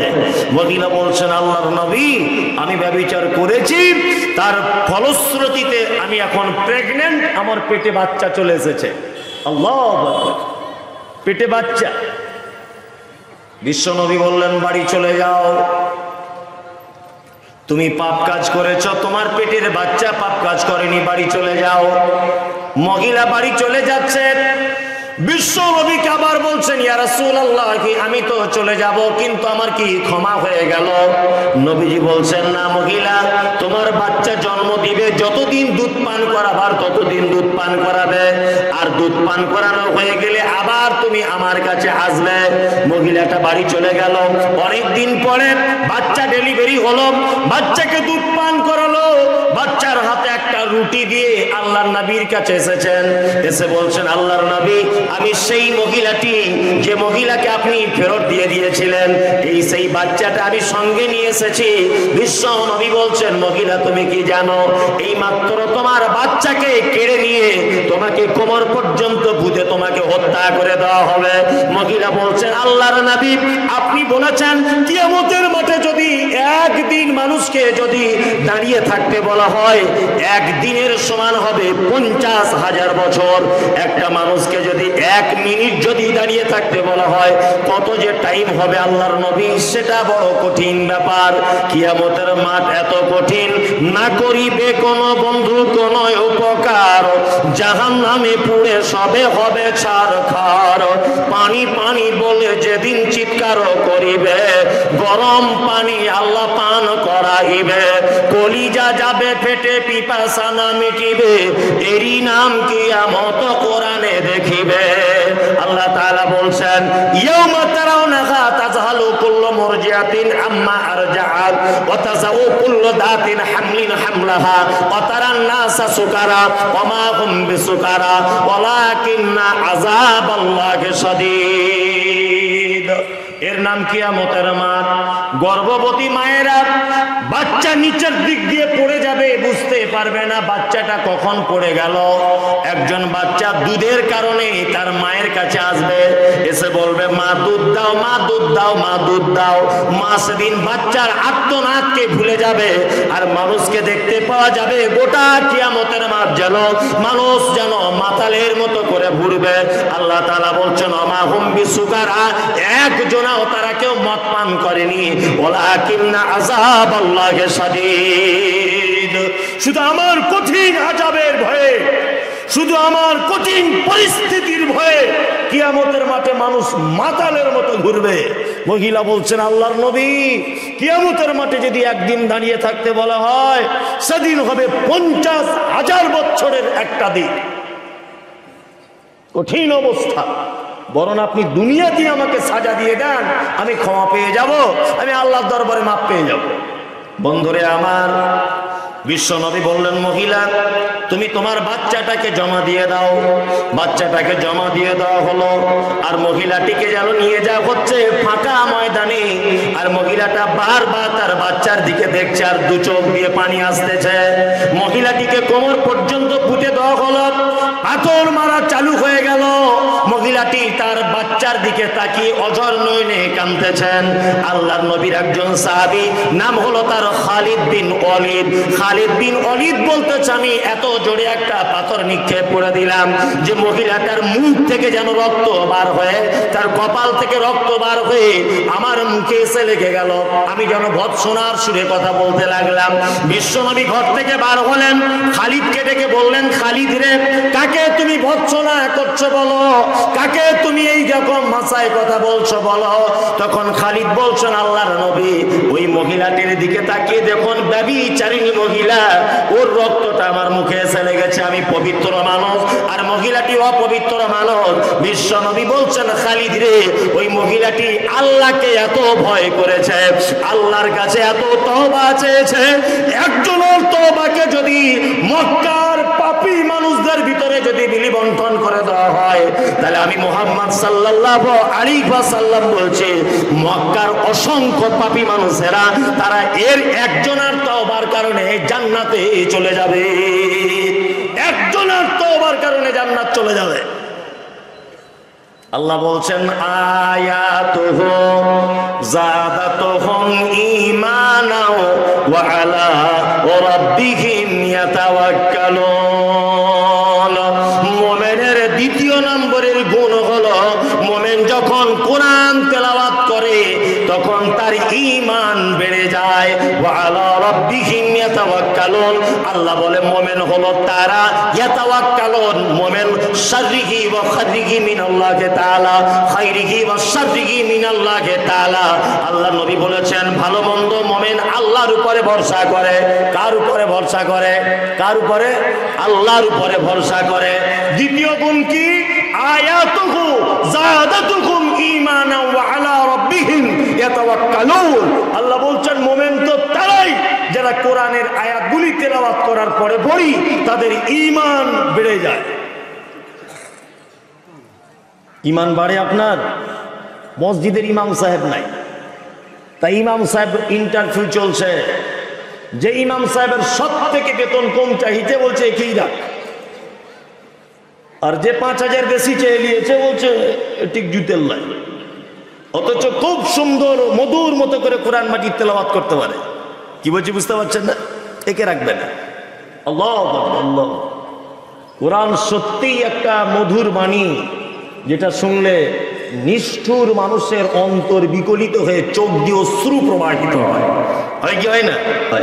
দৃষ্টান্ত যারা হজ করতে গেছেন, কাবা শরীফের ইমাম আব্দুর রহমান আস-সুদাইস আল্লাহু আকবার যখন তেলাওয়াত করেন, অসংখ্য বাঙালি মানুষেরা যারা কোনোদিন কোরআন মাজিদের হটাও বুঝে না, এইরকম মানুষরাও তারা চোখ দিয়ে অশ্রু ঝরিয়ে দেয়। ঝরে কি ঝরে না? ঝরে। শুধু নিদর্শনাবলী এইগুলি নয়, নিদর্শনাবলী পৃথিবীতে আরো অনেক কিছু রয়েছে, রয়েছে না? হ্যাঁ, যেগুলো দেখে ইমান বাড়ার মতো নিদর্শন আছে না নেই? আছে। দার্জিলিং বেড়াতে গেছেন কেউ? হাত তুলুন তো এখানে। কে? আপনি? আর কেউ? একটা কথা বলবো, আপনার নিদর্শন। দার্জিলিং বেড়াতে গেছেন কেউ? একজন গেছে। লক গার্ডেন বলে একটা জায়গা আছে না, ওখানে কি আছে না ওর মনে নেই। আসলে বক্তা যারা হয় না, তাদের এই মানে যেখানে যায় সেখান থেকে কিছু না কিছু আনে, যেন অমুক জায়গায় জলসায় বলতে হবে, তাছাড়া 2-3 ঘন্টা পার করবে কি করে? এটা তো একটা ব্যাপার আছে। হ্যাঁ, তবে ওদের কথা কিন্তু আবার একটা জিনিস, ওদের আল্লাহ এমন একটা ক্ষমতা দিয়েছে, যারা বক্তা হয় আর কি, এমন একটা এক্সপিরিয়েন্স ওদের, যে এমন কথা এমন জায়গায় গিয়ে জুড়ে দিবে তা আপনি অবাক হয়ে যাবেন। আল্লাহ বলছে আয়াতুহু, মোমেন তো তারাই যাদের সামনে আমার নিদর্শনাবলী তেলাওয়াত করা হলে, বলা হলে তাদের ঈমান বেড়ে যাবে। আচ্ছা বলুন তো, মানুষের বাচ্চা হলে হাঁটতে টাইম লাগে কতদিন? বলছে 2 বছর। কতদিন? 8 মাস, 9 মাস, আর 1 বছর লাগে। আচ্ছা বলুন তো, গরুর বাচ্চা হলে কতদিন লাগে? সঙ্গে সঙ্গে, তাই না? কারণ কি? আল্লাহ আল্লাহ আল্লাহ আল্লাহ জানে যে মানুষের বাচ্চা যদি সাথে সাথে হাঁটতে যদি শিখে যায় তাহলে অসুবিধা আছে। এই যে কোরআন মাজিদে একটা কথা বলেছেন, খলাকাল ইনসানা ফি আহসানি তাকওয়িম, খুব সুন্দর করে ওকে বানানো হয়েছে। ওকে যদি সঙ্গে সঙ্গে পা দুটো রেডি করে দেওয়া হয়, তাহলে ও নানির কোল চাপতে পাবে না, দাদির কোল চাপতে পাবে না, পাবে? বাপের কোল চাপতে পাবে না। বাচ্চাদের পা হয়ে গেলে আর কেউ কোলে নেয়? কেউ নেয় না। আল্লাহ বলছে তোকে আমি এত ভালোবাসি, 1 বছর শুধু কোল চাপিয়েছি তোকে। আর গরু, আল্লাহ বলছে আমি জানিও, নানিও নেই, দাদিও নেই, খালা ফুপু কেউ নাই। চল ওঠ, উঠে দাঁড়া। গাভী বাচ্চা জন্ম দিয়ে চট, এই ওঠ। গাভী পৌষ মাসের কনকনে শীতে হাড় কাঁপানো গোয়াল ঘরে একা একাই রাত 2টোর সময় বাচ্চা জন্ম দিয়েছে। একা একা দেয় না? দেয়।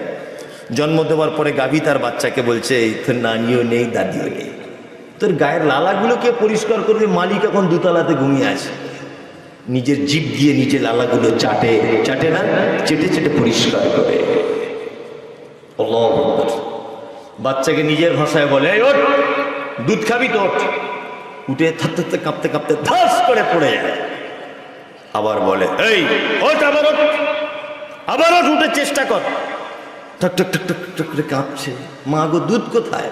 চল পিছনের দিকে যা, দেখ ধরে ঠ্যাঙের মাঝখানে মাঠ ঝুলছে, ধরে চোষ, চুষছে, মাল বার হচ্ছে না, দুধ আসছে না।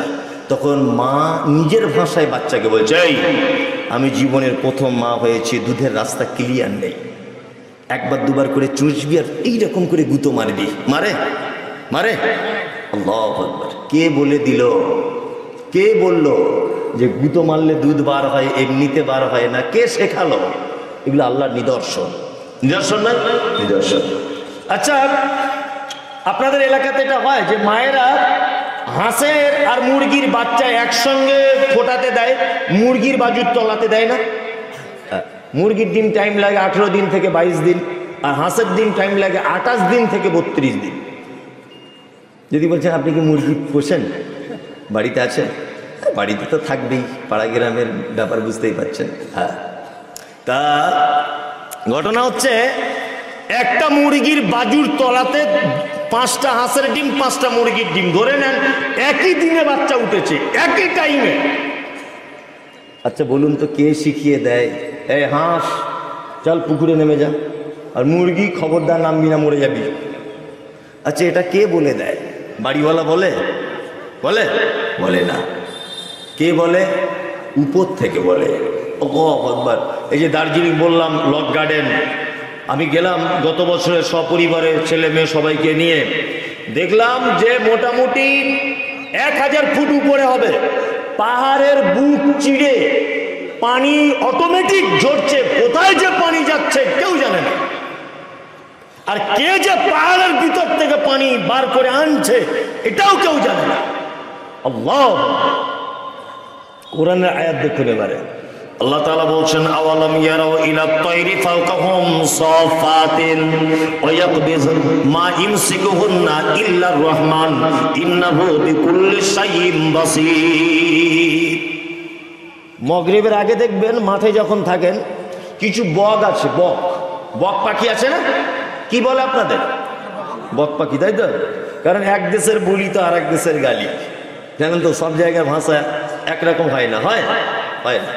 আমি এ কথা অনেক জায়গায় বলেছি। একবার বাংলাদেশে যাচ্ছি নতুন, তখন প্রথম বছর, পাসপোর্টে নয় এমনিতে, এবছরে তো সরকার যেতে দিল না। তা বাংলাদেশে ওই পারে যে ছেলেটা আছে ওর নাম হাফেজ হুমায়ুন কবি, ও আমাকে বারবার ফোন করে বলছে হুজুর কত দূরে এলেন? আমি বলছি এই তো বাড়ির কাছাকাছি চলে এসেছি আপনার। নদীটা পার হলাম, ওকে ফোন করে বলছি ভাই কিসে যাব? তা বলছে আপনি ওইখানেই দাঁড়ান, আপনার জন্য হেলিকপ্টার পাঠাচ্ছি।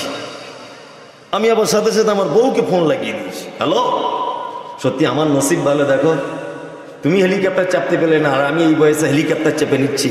আমার বউ তখন বলছে আপনার কপাল ভালো, চাপুন, অসুবিধে কি আছে? ভালো। আমিও বেশ জামা কাপড় যা ছিল খুলে আরো নতুন জামা কাপড় পরে নিলাম। হেলিকপ্টার বলে কথা, মনে মনে ভাবছি সারা হেলিকপ্টার এলে তো আওয়াজ হবে, অনেক দূর থেকে আওয়াজ হচ্ছে না। আবার ভাবছি যে হেলিকপ্টার নামার তো একটা বড় জায়গা লাগে, জায়গাও তো নাই। ও আমাকে যেখানে দাঁড়াতে বলেছে, তারপর দেখছি একটা লোক এসেছে, একটা মোটর সাইকেলের পিছনে দেখছি দুটো বাঁশ বাঁধা আছে, এরকম করে, এরকম বাঁশ আর এরকম একটা। আমাকে বলছে হুজুর উঠুন। আমি বলছি ভাই কি সর্বনাশ, এতে কেন? আর একজন প্যাসেঞ্জার বসে আছে। তা বলছে ভাই আমাদের বাংলাদেশে এইটারই নাম হেলিকপ্টার। আস্তাগফিরুল্লাহ, আগে যদি আমায় বলতিস যে ভালো জামা তো পেরেকের জুতোতে তো সব ছিঁড়ে যাবে। মানে এক দেশের বলি আর এক দেশের গালি, এই ভটভট ভটভট করে চলে একটা ভ্যান। আপনাদের কি বলে? ভটভটি। হুগলি জেলাতে কোনো বন্ধু থাকলে জিজ্ঞাসা করে আসুন, ওর নাম হচ্ছে কি? শয়তান ভ্যান। যান জিজ্ঞাসা করুন। আবার অনেক জায়গায় লাদেন না কি বলছে, শয়তান ভ্যান বলে, কি বলে না? তা বক্তব্য শুনুন। আল্লাহু আকবার। আল্লাহ নিদর্শনা বলি, যেটা বলছিলাম বক, এটা একটা পাখি, তাই না? কোরআনে কত কি আছে, এটা যদি আপনি ভাবতে শুরু করেন রাতে ঘুম হবে না। আল্লাহ তাআলা বলছেন যে আসমানে তোমরা যে পাখিগুলি কি দেখো, তার মধ্যে কিছু পাখি আছে দুবার একবার ডানাটা এরকম করে আবার বাজুটা গুটিয়ে নেয়। দেখেছেন? দেখবেন গুটিয়ে নিয়েও 2-3 মিনিট ছুটছে না? ছুটছে। আল্লাহ বলছেন আওয়ালাম ইয়ারাউ ইলা তায়রি ফাওকাহুম সাফাতিন ওয়া ইয়াকবিজনা মা ইমসিকুহুন্না ইল্লার রহমান। আল্লাহু আকবার। দলবদ্ধভাবে তোমরা যে পাখিগুলোর দিকে দেখো না, ওগুলো ডানা মেলতে মেলতে কখনো কখনো গুটিয়ে নেয়। আল্লাহ তাআলা বলছেন মহাশূন্যতে গুটিয়ে রাখা পালকের গুটিয়ে রাখা ডানা পাখিটিকে কে মহাশূন্যতে রেখে দেয়? ইল্লার রহমান। কে রাখে? আল্লাহ সুবহানাহু ওয়া তাআলা রাখে। আল্লাহ বলছেন আয়াতুহু, পৃথিবীতে আমার নিদর্শনাবলী দেখবে, আর কি করবে? আমার ঈমান বেড়ে যাবে। মুমিনের তৃতীয় গুণ ইয়াতাওয়াক্কালুন, মুমিন আল্লাহর উপরে ভরসা করে। আমরা কার উপরে ভরসা করব? জোরে বলুন তো, ঘুমাচ্ছেন কিনা আপনারা? আল্লাহর উপরে ভরসা করেন তো? পরীক্ষা করে দেখি। একটা লোকের 5টা বেটি, তো শাশুড়ি ওকে বলছে তোর পেটে কি আর ছেলে নাই? সব তোর বেটি, তোর সঙ্গে আমার বেটার বিয়ে দেওয়াটাই ভুল হয়েছে। যদি ফটিকের বেটির সাথে দিতাম একদিন 4টে বেটি হয়ে যেত। বলে কি বলে না শাশুড়িরা? বলে। আল্লাহু আকবার। তার 5 বারের মাথায় বেটি হয়েছে, তার স্বামী স্ত্রী দুজন যুক্তি করছে যে 6 বার আর একটা রিস্ক নেওয়া যাক, যদি আল্লাহ আমার একটা ছেলে দেয়। তা 6 বারের মাথায় দেখছে আবার বেটি। বলুন তো প্রশংসা কার হবে? আপনি এটা পুরো মিছে কথা বললেন। আপনার ভাষাটা তখন এই হবে, তোকে বিয়ে করাটাই আমার অন্যায় হয়েছে। বলেও না? বলে। অত সহজ নয় গোলাম হোসেন, অত সহজ নয়। সমস্ত ব্যাপারে প্রশংসা কার হবে? আল্লাহ। আপনার বেটাটা ইনকাম করতে শিখেছে, দিল্লি থেকে বাড়ি আসছিল, ওই মোর গ্রামে নেমেছে, নেমে বাসে করে আস্তে আস্তে ঠিক আপনার নলহাটিতে নেমেছে, আর একটা ট্র্যাক্টর এসে অ্যাক্সিডেন্ট করে দিল, মৃত্যু লাশ বাড়ি চলে এলো। মেয়েরা কাঁদতে কাঁদতে বলছে আল্লাহ, লিলি লিলি যে ইনকাম করতে শিখলি, একই লিলি, কানাটাকে দেখতে পেলি না? আর মেয়ে ছেলেরা আবার অনেক সময় বলে আল্লাহ তোর দয়াও নাই, এই দুধের বাচ্চার মাটাকে তুলে নিলি। বলে কি বলে না? বলে। আচ্ছা বলুন তো, যার বেটা মারা গেল, ইনকাম করা বেটা, যুবক, 18, 20, 30, 25 বছরের বয়স, আচ্ছা বলুন তো আল্লাহর উপরে ভরসা থাকবে? কঠিন পরিস্থিতি না? খুব কঠিন পরিস্থিতি। এটাই হচ্ছে ঈমানের চরম পরীক্ষা। এটা কি ঈমানের চরম পরীক্ষা? ইয়াতাওয়াক্কালুন, মুমিন আল্লাহর উপরে ভরসা করে। ছেলেরা তবু একটু আধটু করে, মেয়েরা খুব কম করে। মেয়েরা আল্লাহর উপর ভরসা কি করে? খুব কম করে। ওই ব্যাপারে আল্লাহ নবী সাল্লাল্লাহু আলাইহি ওয়াসাল্লামের একটা হাদিস বলে দিই, তাহলে বলে দিই চট করে ওদের ব্যাপারে হাদিসটা বলে দিই। আল্লাহ নবী বলছেন, যে রাতে মিরাজ হলো বিশ্ব নবীজির, নবী বলে জাহান্নামে মহিলাদের ভিড়। একজন মহিলা বলে, বিশ্ব নবীজিরে কোন কারণে বেশি ভাগ যাব জাহান্নামে? প্রথম কারণ হলো অধিক নারীগণ, অল্প ধনেতে তাদের ভরে না কমল। দ্বিতীয় কারণ হলো শোনো সমাচার, না শুকরিয়া করে ওগো স্বামীকে তাহার। গীবত যে বেশি করে এক অপরে তরে, এহেন কারণে নারী যাবে জাহান্নামে। আল্লাহর নবী বলেছেন, মিরাজের রাত্রিতে জান্নাতের দিকে দেখলাম সব যেন দুর্বল মানুষেরা জান্নাতের ভিতরে রয়েছে, আর জাহান্নামের দিকে দেখলাম অধিকাংশ নারীকে যেন জাহান্নামের ভিতরে রাখা আছে।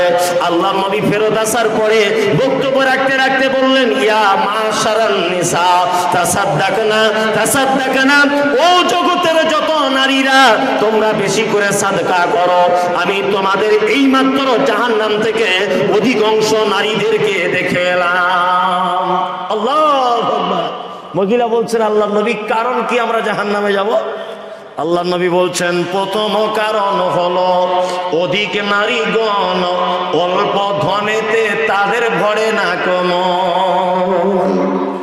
নারী জাহান্নাম চলে যাবে একটা কারণ, অল্প জিনিসে মন ভরে না। করমজি গ্রামের হয়তো ভরে, অল্প জিনিসে মন ভরে না। আর ওরা খুব হিংসুকে হয়, মন খুব হিংসা ওদের। তার একটা প্রমাণ দেখবেন, যখন মুরগিকে খেতে দেয় মেয়েরা, ডান হাত দিয়ে গম বা চাল দিচ্ছে, খেতে দিচ্ছে, আর বাম হাতে দেখবেন একটা ঝাঁটা নিয়ে দাঁড়িয়ে আছে। মানে অন্য কোনো কারো মুরগি যদি ঢুকে যায় তাহলে তার কলিজা ফেড়ে দিবে একদম। খুব হিংসুকে হয় ওরা। কি বললাম বুঝলেন তো? হযরত মুহাম্মদ সাল্লাল্লাহু আলাইহি ওয়াসাল্লাম জ্ঞানী লোক ছিলেন না বোকা লোক ছিলেন? খুব জ্ঞানী লোক ছিলেন, তাই না? ভবিষ্যৎবাণী কি করেছেন দেখুন, অল্প জিনিসে মন ভরে না, যতই দেন তবুও বলবে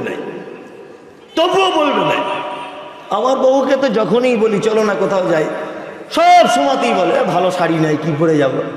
কালকে যে একটা কিনলে, বলছি ওটা তো কাল হয়ে গেছে, আবার যে নতুন করে যাব তো একটা ভালো শাড়ির প্রয়োজন।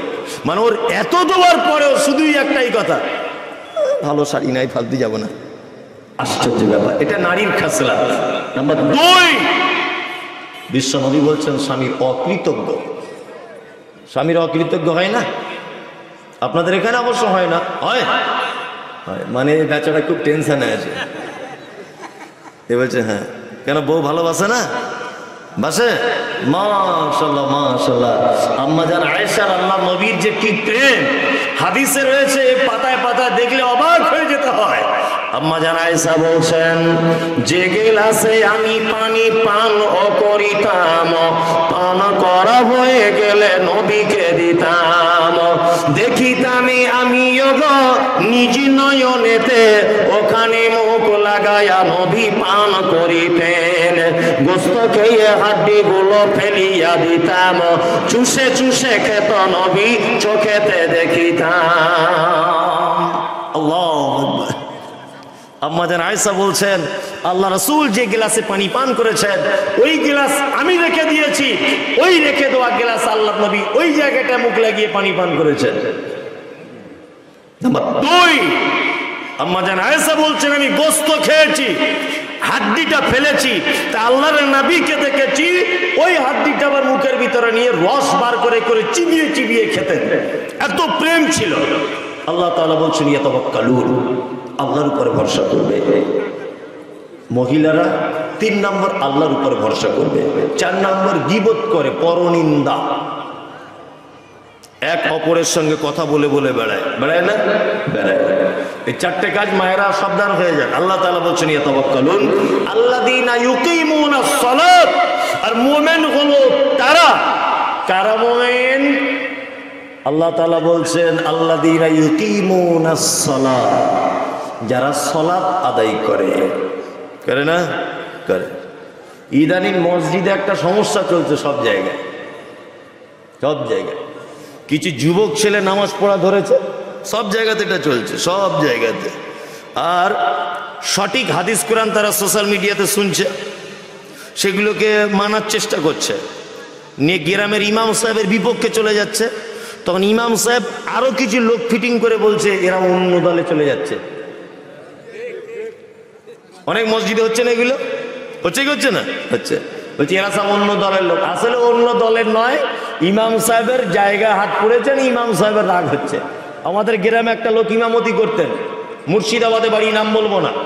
তা ওনাকে বলছে চলুন না ফজরের নামাজ পড়ে একটু তবলিগ করি, বেনামাজিদের যদি নামাজি করা যায়। ইমাম সাহেব বলছে আপনার না হয় মাথা খারাপ, আমার তো খারাপ নয়। বলছি কেন? বলছে আপনি জানেন বেশি নামাজি হলে আমার চাকরি টিকবে না, বেশি নামাজি হয়ে গেলে আমার চাকরি টিকবে না। এই অল্প লোক বরঞ্চ এদেরকে তবু পটিয়ে পাটিয়ে রাখা যাচ্ছে, বেশি হয়ে গেলে আর সামলানো যাবে না, তখন আমার পিছনে লাগবে। ওই জন্য তবলিগ না করাই ভালো, যে যেমন আছে তেমন থাক, নামাজ না পড়ে আরো ভালো। কি বলছি বুঝতে পারছেন না? তা আমাদের ভিতরে এরকম কিছু অ্যাক্টিভ যারা মতিউর রহমান মাদানী, আব্দুর রাজ্জাক বিন ইউসুফ, মুজাফফর বিন মহসিন, আরো বড় বড় শায়েখদের বক্তব্য শুনে যারা ইসলামের সঠিক তত্ত্বটা জেনে বুঝে আমল করার চেষ্টা করছে, আবার এক শ্রেণীর আলেমও দেখছে এদের পিছনে লেগে আছে। বলছে ও মাদ্রাসায় পড়ে নাই, যেমন তাই বকে, বলে কি বলে না? বলে। আল্লাহ তাআলা বলছেন আল্লাযীনা ইউকিমুনাস সালাত, তোমরা নামাজের ব্যাপারে অ্যাক্টিভ হও, মিম্মা রাযাকনাহুম ইনফিকুন, তোমরা কি করো? আল্লাহর রাস্তায় দান করো। এই ব্যাপারে একটা হাদিস বলি, তারপরে শেষ করে দিই। এক, হযরত উসমানের নাম শুনেছেন? হযরত উসমান, হ্যাঁ, মাদ্রাসার প্রতি নজর, মানে আদায় করতে হবে, তাই তো? আচ্ছা, ইশারা। আচ্ছা, হযরত উসমানের নাম শুনছেন? খুব বড় মাপের মানুষ না, ছোট মাপের? বড় মাপের। কত বড় মাপের একটা হাদিসের টুকরো শুনে বুঝতে পেরে যাবেন। আল্লাহ নবী সাল্লাল্লাহু আলাইহি ওয়াসাল্লাম বাড়িতে বসে আছেন, আম্মাজান আয়েশার উরুতে মাথা দিয়ে শুয়ে আছেন। কে? আল্লাহর নবী। পর্দার আয়াত তখন নাজিল হয়নি। দরজায়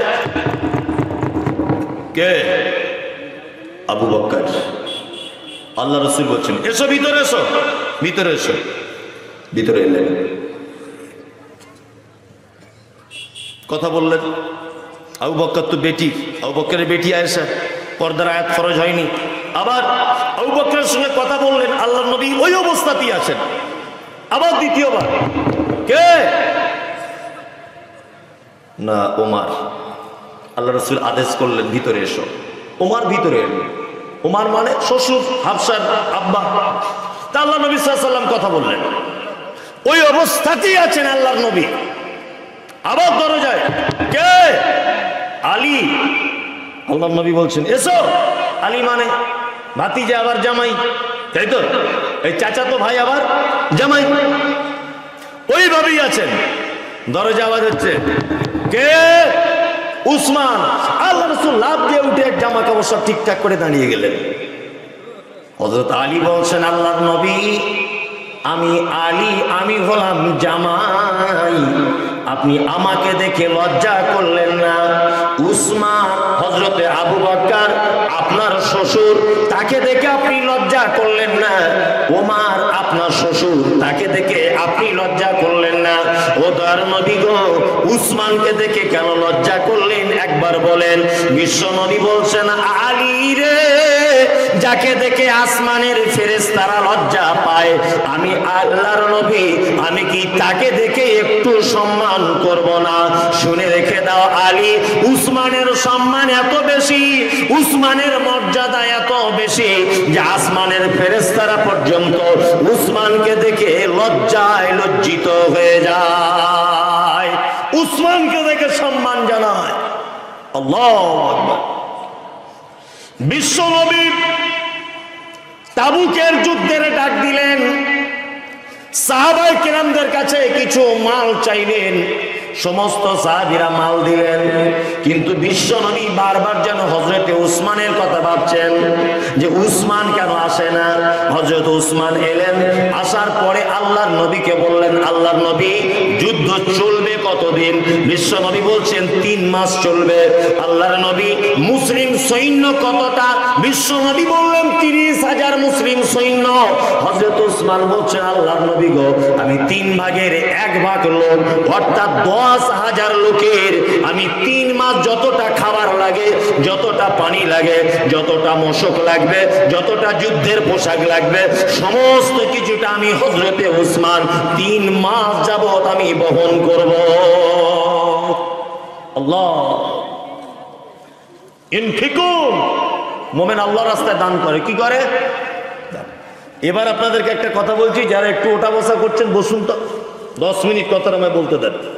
আর সবাই লড়াচড়া করবেন না। আর কে মোবাইলে ভাই লাইট মারছেন আমার দিকে, লাইটটা একটু বন্ধ করে দেন। আচ্ছা বলুন, সারা পৃথিবীতে মায়েরা যারা আছেন বসে যান। খুব বিনীত অনুরোধ, এই কথাটা শুনে আপনি বাড়ি চলে যাবেন, বসে যান। আমি বেশি করে আপনাকে আর বিরক্ত করবো না, বসুন। যে কথা বলছিলাম, বলুন তো যে সারা পৃথিবীতে যত দান করার মাধ্যম বা জায়গা আছে, উত্তম জায়গা কোনটা? মসজিদ। আর কারা বলছেন? মাদ্রাসা, তাই তো? না, দুটোই নয়, ভুল। ঠিক, বাপ মায়ের জন্য। এবার আপনাদেরকে আর একটা কথা বলছি, আপনাদের এলাকায় বুড়ো হয়ে গেলে বাপ মা মায়ের সন্তানের কাছে খায় কেমন করে? বাপ মা বুড়ো হয়ে গেলে বাচ্চাদের কাছে ভাত খায় কেমন করে? পালি সিস্টেম। মনে হচ্ছে ওর বাপ ইমাম সাহেব আর ওর মা মুয়াজ্জিন, তাই না? 15 দিন করে পালি সিস্টেম বেটাদের বউদের কাছে। 16 দিন হয়ে গেলে বৌমা বড় বড় চোখ বার করে বলে, কেন ক্যালেন্ডার দেখে খেতে পারো না? আবার কেউ কেউ বলছে, আমাদের তরকারি কি খুব মিষ্টি, ছেড়ে যেতে মন চায় না বলে। খুব মরা মানুষ যেমন নড়াচড়া করতে পারেন, আপনি তেমন ভাবে থাকুন। একটা কথা আপনাকে বলছি, শুনে নেন। আপনারা 4 ভাই, 2 তলা বাড়ি। আপনার আব্বার বয়স 80 বছর, আপনার মায়ের বয়স 75। আপনার মা আব্বা দুজনা 2 তলার উপরে সিঁড়ি দিয়ে কেউ উঠতে পারে না। ওই জন্য মা বুড়ো বয়সে মশারি টাঙিয়ে সিঁড়ির তলাতে, ঘরেও জায়গা হয়নি, সিঁড়ির তলাতে রেখে দিয়েছে বড় বৌমা। তুমি দিল্লিতে কাজ করো, তোমরা 4 ভাই। ঈদের আগের দিন তোমার স্ত্রীকে ফোন করে বলছো, হ্যালো শামিমা, হ্যাঁ আমি বাড়ি যাচ্ছি, তোমার জন্য কিছু নিয়ে যেতে হবে? আচ্ছা, আমার জন্য একটা শাড়ি, মেয়ের জন্য জামা, ছেলের জন্য জিন্স প্যান্ট, আর আমার বোনের জন্য 2টো শাড়ি আনবে, ওর বোনের জন্য। সব কেনাকাটা করে নিয়েছে লোকটা। ওর স্ত্রী আবার ফোন করে বলছে, হলো তাড়াতাড়ি নাও, গাড়ি পাবে না। ও তখন দিল্লি থেকে বলছে, সবার জন্য কেনাকাটা রেডি, শুধু আব্বার জন্য একটা পাঞ্জাবি কিনবো আর মায়ের জন্য একটা শাড়ি। তখন ওর স্ত্রী করমজি থেকে বলছে, কেন প্রতি বছর তুমি তোমার আব্বা মাকে শাড়ি জামা কাপড় দিবে? তোমার আর 3টে ভাই চোখে দেখতে পারে না? বাড়ি চলে আসো। বাড়ি চলে এলো।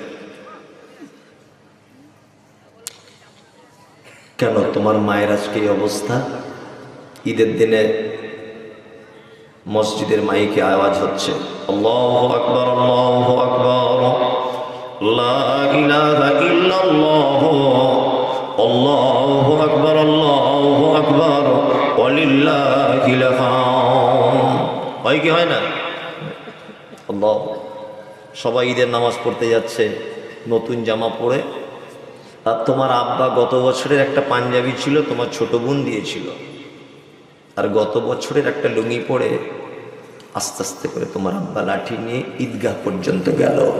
তোমার মা বিছানায় পেচ্ছাপ করেছে বলে বড় বৌমা একবার গোসলটাও করিয়ে দিল না। ঈদের নামাজ পড়ে সবাই বাড়ি চলে এলো।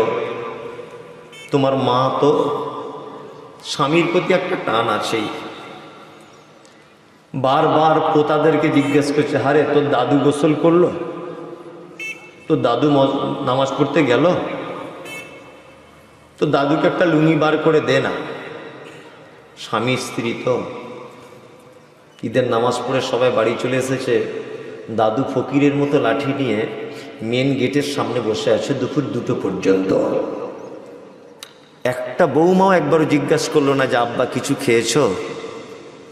সবাই নিজের শালা শালি নিয়ে ব্যস্ত, তাই না সবাই? আচ্ছা, তোমার আব্বা মায়ের এই অবস্থা কেন? পানির বোতলটা দেখি হুজুর, তোমার আব্বা মায়ের এই অবস্থা কেন? কেন তোমার আব্বা মায়ের এই অবস্থা?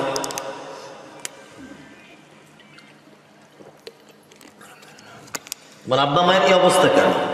হ্যাঁ, পৃথিবীর সব থেকে বড় অপরাধী তোমার মা, আর পৃথিবীর সব থেকে বড় অপরাধী তোমার আব্বা। এই দুটো অপরাধের আজকে সাজা হচ্ছে। 1 নম্বরের অপরাধ কি না, তোমার মা করমজি গ্রামের একজন পর্দানাসীন বোরখা পর্ণিওয়ালী নারী ছিল। কোনোদিন কোনো পরপুরুষের মুখ দেখাতো না। তুমি যখন পেটে ছিলে, তোমার মা ডাক্তারের কাছে গেল, ডাক্তার বললো এখনই ইমার্জেন্সি ভর্তি হতে হবে। তোমার মা এত লজ্জাবতী নারী, কিন্তু তোমার মতো বদমাইশ ছেলেকে জন্ম দিতে গিয়ে হসপিটালের বেডে পরপুরুষের সামনে শাড়ি ব্লাউজ খুলে উলঙ্গ হয়ে বেডের উপরে শুয়ে পড়েছিল। এটা তোমার মায়ের জীবনের 1 নম্বর অপরাধ। তোমার মায়ের 2 নম্বরে অপরাধ, তোমার মায়ের মাথার চুল কালো কুচকুচে অপরূপা চরমা সুন্দরী তোমার মা। হাঁটু পর্যন্ত তোমার মায়ের মাথার চুল দুলতো। পাড়ার মেয়েরা তোমার মায়ের মাথার চুল দেখতে আসতো। তোমার মতো অপদার্থ ছেলেকে জন্ম দিতে গিয়ে ওই হসপিটালের বেডে লাল রক্তে তোমার মায়ের কালো কুচকুচে চুলগুলো জমাট বেঁধে গিয়েছিল। এটা তোমার মায়ের জীবনের 2 বড় অপরাধ। তোমার মায়ের অপরাধ কি? তোমার মা খুব ভীতু মহিলা, জীবনে কোনোদিন ধারালা ব্লেড দিয়ে কোনোদিন নখ কাটতে পারতো না। তোমার মা কোনোদিন ভয় ইনজেকশন দিতে পারতো না। কিন্তু তুমি যখন পেটে ছিলে, তোমার মা ডাক্তারের কাছে গেছে, ডাক্তার বাবু বলছে বাচ্চা সোজাসুজি থাকার কথা, নরমাল ডেলিভারি হতো, বাচ্চা আড়াআড়ি লেগে গেছে, 20 থেকে 30 মিনিট দেরি হয়ে গেলে পেটের ভিতরে বাচ্চা মারা যেতে পারে। মা তখন বুকলে কেঁদে বলছে, ডাক্তার বাবু আপনার কাছে খুব বিনীত অনুরোধ, ধারালো ছুরি যদি থাকে আপনি আমার পেট কেটে আমার ছেলেকে বার করুন, আমি একবার মা ডাক্তার শুনি।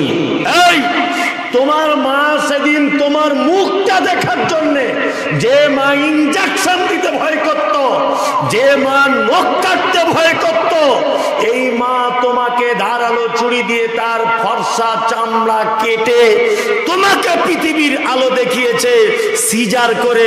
সেই যে পেট কাটার ক্ষত স্থানের ব্যথা আজও তোমার মা 80 বছর বয়সে মশারির ভিতরে সেটা অনুভব করে।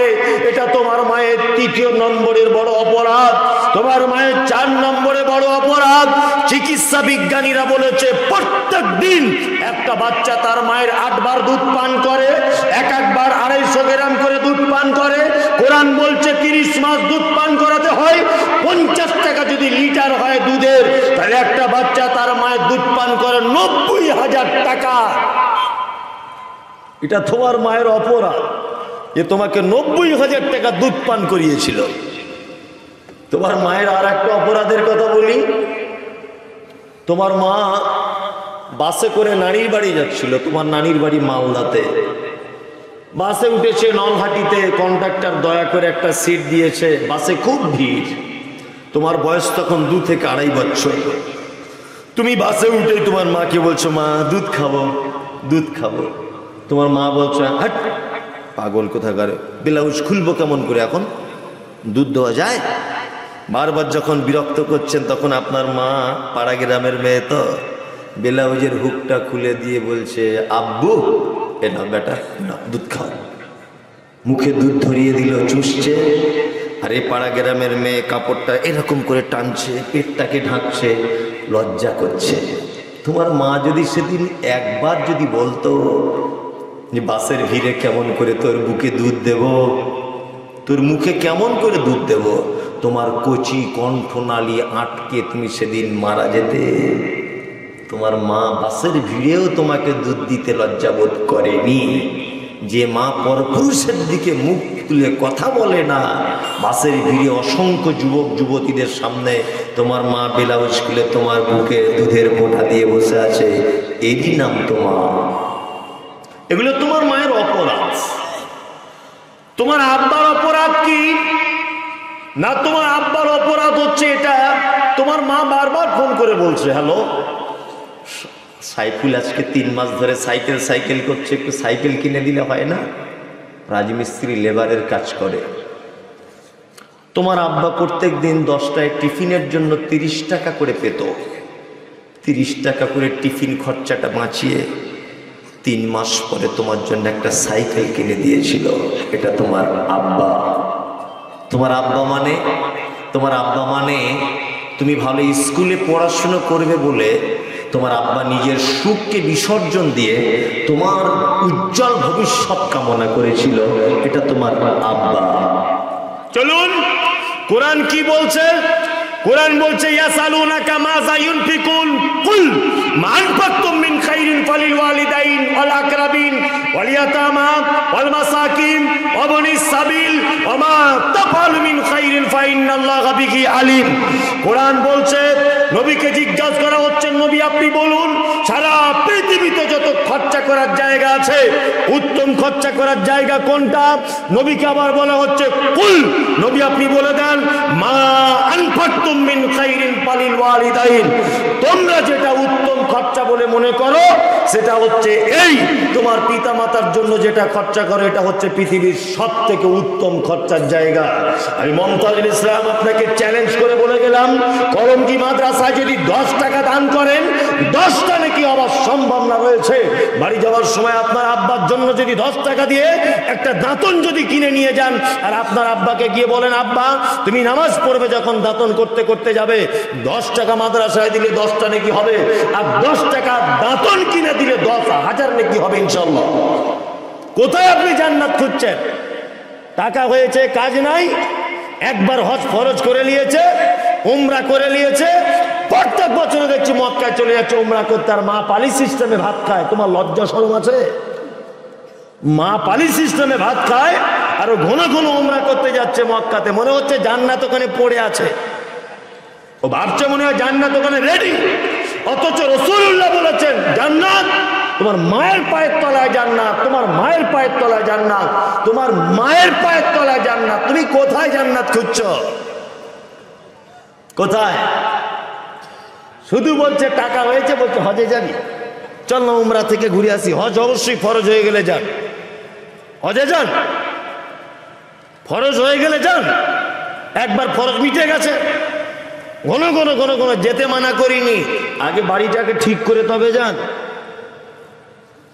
পালি সিস্টেমে আমাদের তো এখন ঢঙের শেষ নাই। হাজি সাহেব প্লেন ওঠার 3 দিন আগে মেয়েকে আর ছেলেদেরকে ডেকে বলছে শোন জমি জায়গা অল্প দু যা আছে একটু তোদের বুঝিয়ে দিই। ছেলেগুলোকে বলছে রাস্তার ধারে 3 বিঘেটা তোরা 3 ভাইলে, আর মেয়েগুলোকে বলছে যে বিলের জমি পানি জমে থাকে, তোরা তো পরের ঘাটে চলে যাস, এই পানি জমাগুলো তোরা গেলে কিছু মনে করিস না মা, কিছু মনে করিস না মা। ওরাও দেখছে আব্বা চলে যাচ্ছে হজে, এই সময় যদি আমরা কিছু বলি তাহলে বিপদ হয়ে যাবে। ওরা নরম সুরে বলছে আব্বা তুমি যেটা ভালো বুঝো সেটা করো। তাই মনে মনে ভাবছি হাজি সাহেব মক্কায় গেল কি করে? তো প্লেন ভেঙে যাবার কথা, এই যে জমি ভাগ করে গেছে তো প্লেন ভেঙে মরে যাবার কথা, তো মক্কায় ঢোকার কথা নয় হাজি সাহেবের। এগুলো আমরা করছি কি করছি না? হ্যাঁ করছি। আর বাড়ি এসে সস্তার বড় পাঞ্জাবি পেয়েছে, 10-12টা কিনে নিয়ে শুধু ঘুরছে, শুধু ঘুরছে। আর ফেরেশতারা এইরকম বাঁশ নিয়ে রেডি হয়ে আছে, এবার আয় তো কি কি করি দেখ। মেয়েদেরকে ঠকিয়ে দিয়ে আর বেটাদেরকে রাস্তার ধারে জমিগুলো লিখে দিয়ে হজ করতে গেছে। হজ তোমায় বার করছে, এসো তুমি আগে। আল্লাহ আল্লাহ জাতিকে হেফাজত করো, আমিন।